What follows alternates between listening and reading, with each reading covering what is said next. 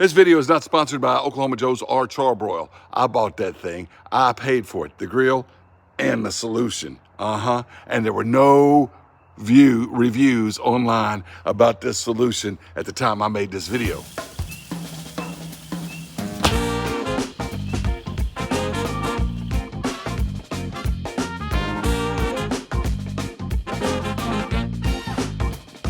Hey, you're watching Big Lou Barbecue. Now, things I want to do, and what I want to do today is talk about the Oklahoma Joe's Blackjack Kettle Grill. Now, I got mine a few months ago in December. It was a closeout thing at the hardware store. It was an Ace hardware store called Stein. It's a home improvement center that we have here in Southwest Louisiana. And it was $82.50. I couldn't pass it up. And I'm very pleased with this Oklahoma Blackjack kettle, especially for the price I paid for it. However, if I had paid full price and I had a fancy patio or deck that I cooked on, I might have a few more disappointments with it. People have talked about some of the issues. One of the issues is the lid. Let me show you that lid right now. All right, the top exhaust vent is right here. Thermometer's right there. If you cook indirect, offset as some people say, as you can tell I did here with my charcoal over on this part and then go into that part, okay? That's because the lid hinge is in the back. When you open it up, you kind of got to be careful. Now, it could have one of these quick release hinges like I have on my UDS. So you see, all I got to do is just pull this pin out and then the whole lid will come off. That makes it really convenient. You know, you can buy those kind of hinges for aftermarkets for Weber's and stuff. But why would I want a quick release one? What if I wanted to cook indirect with the thermometer on this side and it over there, so that when I open the lid, it's not right in my face? I can do that because there's two little cotter pins here that I could pull out, take that pin out, and then I can rotate the lid anywhere I wanted to on this thing. But it would still be easier if it's just one big pin like that I'm not likely to lose. Those little cotter pins there I could lose. But yes, you can disconnect the hinge and rotate the lid. So a lot of people said you can't, but you certainly can. See, actually the lid's great, but the hinge keeps it locked in one position. And if you want to do a right to left cook, you can't. It would be great if they would put one of those quick release latches on things on there and then put another one 90 degrees to the left or the right. If Oklahoma Joe's could do that, that would make it great. The other big issue is the vent system. First of all, it works well as far as letting air in 360 degrees around. It does a good job of letting air in. It doesn't do that great a job of keeping air out. It doesn't close very well. And it gets gummed up with ashes. And the ash catch system, unlike the Char-Broil Kettleman, by the way, Char-Broil makes Oklahoma Joe's if you don't know that, okay? Unlike the Char-Broil Kettleman, ashes can kind of seep out because you got to pull the ash catcher out from the inside. And on the Char-Broil Kettleman, it comes out this way, and a lot of Weber's come out that way. Now, my Weber is just the three-legged old school. It used to be called the One Touch Silver or something, and I think that's the last year I bought mine was the One Touch Silver. And then it went, I think they call it the original kettle now, and then the one with the upgraded ash catcher is called the Premium. But mine's, it's the same height. A lot of people complain that the Oklahoma Joe's is too short. It's the same height as the Weber. And but my Weber, you know, it's just got that disc that catches, so I'm used to ashes coming out. And if I was to slam the lid down on top of the Weber, ashes would come out. But because it's not on a hinge, I can kind of float it over and put it on easy. If I slam this lid down while I'm cooking it, I was cooking pork chops the other day, watch this.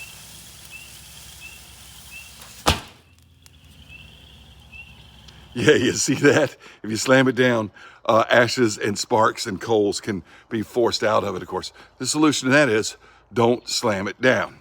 Now, so you get the little thing that you pull out, and if I only cooked in the center, grease and all the ashes would drop into that thing. But you don't. You cook on the whole thing, and grease can kind of go down the sides and get caught up in that rails and stuff that I showed you there, all right? All right, well, the sun is setting, you know, in front of us here. So we kind of got it silhouetted. A lot of ash down on the bottom because I slammed the lid the other day. And I'll talk more about that in a few minutes. But I cooked some pork chops on it. I need to clean the grill grate. I cooked the pork chops, I seared them, and I cooked them offset. So that's how much charcoal I have left from what I used. I'm just gonna pick that up. And that's part of the issue we need to talk about. This is supposed to take most of the ash, but a lot of the ash falls around that ring right there. All right, well, the idea is for all the coals to fall in there. That's all right if it's in the center, but if it's not in the center, you're gonna have some on the edge. So I gotta take the whisk broom and sweep it down. That's okay. You gotta sweep out a web or two. The little fans don't get everything. But you see along here, it's all along that the little rut is the word I'm looking for, I guess, where the vent holes come in right through there. You can see I can open it up like that, and it's 360. Anyway, I'm gonna go ahead and sweep this out. Then you lift that out like that. And as you can see, you still have a lot of stuff in here. And wherever you cooked indirect on that side of the grill, there's gonna be a lot of greasy mess there, okay? So anyway, that's somewhat of an issue, but all I'm gonna do is dump that, hose it out, and we'll be working with the clean grill here in just a minute. All right, so I got it all hosed off, cleaned out, and ready to cook. Let's take a look at it. The porcelain grate's fairly easy to clean. I like the porcelain grate. Plus, it's black, so if it's not shiny, it doesn't have to be. All right, you got to take the charcoal grate out. Now, a lot of people have complained that you got to, now it's wet because I hosed it out, okay? That you got to reach in and pull the ash bucket out. You got to do that in my drum smoker. You got to do that in Oklahoma Joe's brand drum smokers, the Bronco or whatever. The Char-Broil Kettleman has an ash pan that goes on the outside, and most of the coals, ashes can be swept into it because it doesn't have it doesn't have an adjustable damper. But you see that adjustable damper? Right there's totally closed. That's totally closed. That's open. Okay, that's closed. But you can see where there's gaps there. And so, it lets the area even close, but it'll still kind of go down a little bit low. All right, so the ashes will fall here, grease falls there, stuff like that. I could use a drip pan to stop that. That'd be the solution to that. And then grease falls into here and ashes fall into there. And once ashes get built up, it gets into that mechanism and it can affect its operation a little bit. You know, a little bit of power, you can kind of loosen it up and still use it. But it's not a perfect system, but it's not bad. I've enjoyed the grill. You can see that I'm using it, and that's why it's dirty and stuff. But so what's the solution? Maybe they could get some kind of ledge or something so that the grease falls away from the vents and into the center there. I don't know how they would do that. And the other thing about the ashes coming out of that system or gumming it up when you slide it, the air intake vent, is to not have ash. Yeah. I've got one of those old Slow and Sears. It's the Slow and Sear Plus, I think it was called. It's got the little basket on it, but still ashes come out of that. Slow and Sears do fit that thing, though. They do real well with it if you're interested in that. But I saw on the Char-Broil website a possible solution. It comes in this simple box, which came in a bigger box with a bunch of padding around it. I don't know why they just didn't ship it in this. All right, there's the information. It's called the Charcoal Manager. Now, I've seen the Charcoal Manager before on the Char-Broil website. I've seen good reviews and bad reviews about the Char-Broil Manager. It's a piece of steel with aluminized steel. I cook on a grill that's aluminized steel a lot, but that can eventually rust. The one on Oklahoma Joe's is like a beefier model of it. Yep, that's it right there. Just pulled it out of the box. Called the Charcoal Manager. Now the one, it's supposed to be wider width and deeper than the Char-Broil one, okay?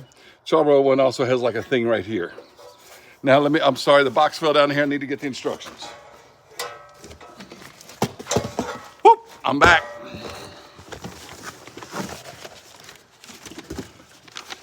Yeah, I say it's a 4-page instruction booklet, but really, the English is just right there. And I read it in Spanish too. All right, and in the back has a picture of what the Char-Broil one looks like straight from the Char-Broil website and how to set it up. Now, What I like about it is if I put my charcoal in here, my charcoal doesn't have any ash in the thing. All the ash stays in here and I dump it out, except for maybe a little if I put charcoal in the center, right? But that'll fall through the center hole. So I like that idea about it. I really do. It shows that for low and slow cooks, you can set it up like a snake method around it. Of course, you could do that with a pie pan or anything. You don't need this to do that. Now, the Char-Broil one cost about 15 bucks. This stainless steel, heavy duty, deeper one from Oklahoma Joe's cost 60, and it cost $70 for me to get it to my house with the taxes and the shipping and all. But this is a solid piece of stainless steel. Anyway, I believe most of the ashes will fall in here, and with that the case, it's not going to gum up that little mechanism. I don't know how well I can close it off, but let's go ahead and try this on some sausage, and then I'm going to be working with this all week long and see if I can see how it works. I'm gonna cook some pork tenderloin, some chicken and stuff like that and see how much I like it. We'll come back with another review of this. Anyway, you're watching this for the solution. This is my solution. Let's set it up. All right, before I put that Oklahoma Joe's charcoal manager in here, I'll show you, this is my old Slow and Sear. This is not sponsored by Slow and Sear people, but it fits in there just like that. It does a good job and it keeps the charcoal off the edges. The other night I cooked the charcoal off the edges and you can see it doesn't affect the porcelain, but it does change its color a little bit, but I don't think it damages it or anything. Anyway, that damages it its integrity. So I can put that right in the center. And of course, if my charcoal is in here, in that pan, it's not gonna fall through. The question is, will it breathe well? I suspect it will, because air will be coming up through here and around the sides, okay? As far as offset cooking, I could probably put a small sea of stuff here and then cook over on that part, you know, and it would be doing, you know, offset and direct cooking like that. But I'm going to cook it with it right in the middle, like it was one of those vortex things. And I'm going to cook some sausage and boudin around this outside for the first cook. All right, if you can hear me over the noise of the loop lighter, I'm gonna light it right up there in the center and it should burn around. I'm wasting a lot of charcoal here trying to get this thing to go, but I wanna see how well it cooks and how long it cooks and how much ash is left in the bottom and how easy it is to clean up afterwards. So this is sort of a test cook with just boudin and sausage tonight, but I will be using it a little bit more and letting you know what I think about it. Oklahoma Joe says that you can use this as a replacement for the charcoal basket in a Bronco drum smoker, if you have one of those. I don't know if it fit my 55-gallon drum smokers. It might fit my other little 30-gallon drum smoker I have. I don't have a Bronco. But, you know, I'm going to see if this does what I hope it'll do. I'm not using any electronics tonight. I'm just going to use the lid thermometer to see what the temperature is. As I cook some chicken and some pork roast and stuff like that this week, I will be using electronic thermometers with it. And this is about ready to go.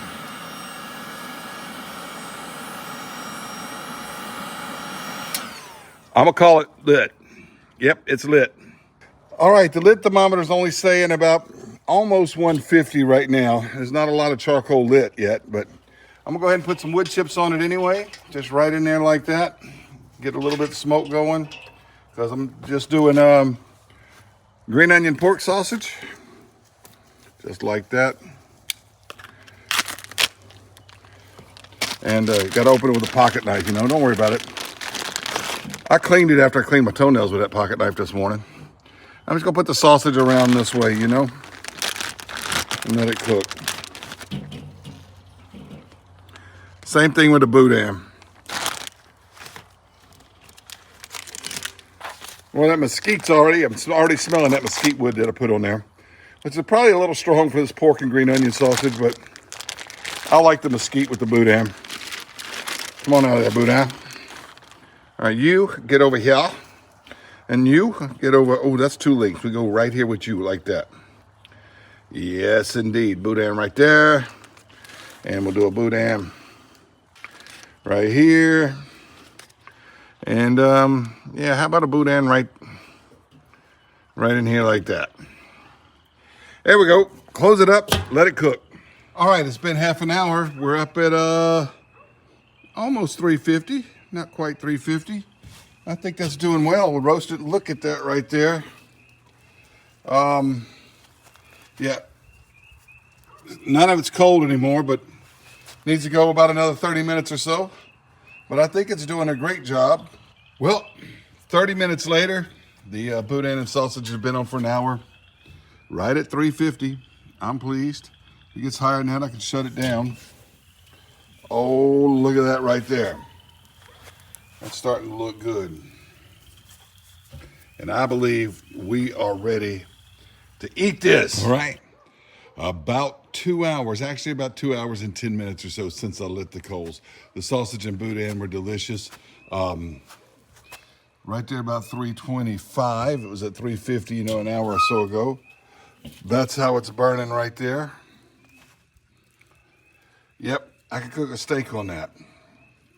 I think I'm gonna like having this thing around. It's certainly not gonna let the ashes fall through, so watch this. I'm gonna slam that lid down. Watch this, watch this, watch this. No ashes popped out. Look, that's not gonna solve the lid if you want to move the hinge to the other side. You'd have to get an aftermarket lid hinge if that fits, or Oklahoma Joe's has to do something about that. It's not going to solve the fact that the air intake doesn't shut all the way, but it may slow the charcoal down a little bit if you were to use a small snake in there or something. But certainly it's going to solve the problem of the ash missing the bowl and falling out. Of course, I don't always slam the lid where it pops out like it did, I showed you earlier. But every time you shut the lid a little bit, some of the ash falls around that thing, and ashes do fall out of the vent system while you're cooking. And that'll get on your deck or your fancy patio. I grill out in my yard. Not a big deal to me, but if it is to you, I'm kind of liking the way that cooks. Anyway, coming up on Big Lou Barbecue, I will have a follow-up video where I not only cook the sausage, but I got some pork tenderloins to cook. I plan to cook a chicken with it, and I plan to just grill something like steaks or burgers or something, and maybe see how it does with some low and slow stuff. Maybe some pulled pork or something. Maybe I'll do that in the next video. Don't know yet. But anyway, I think I'm gonna like this charcoal manager, and upcoming video we'll see about the aftermath of how this comes out. All right, thank you for watching Big Lou Barbecue.